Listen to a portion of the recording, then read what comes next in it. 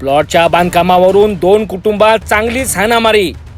भातकुली मार्गावरील व्यंकटेश टाउनशिप जवळील घटना. एका गटाकडून झालेल्या हाणामारीचा व्हिडिओ सोशल मीडियावर झाला चांगलाच व्हायरल. एकाला केले रक्तबंबाळ तर त्याच कुटुंबातील नातेवाईक महिलावर दंडा उगारला. तर दुसऱ्या गटातील प्लॉटचे बांधकाम करणाऱ्या इसमाच्या डोक्यावर फावड्याने काठीने मारहाण केल्याचे केले स्पष्ट.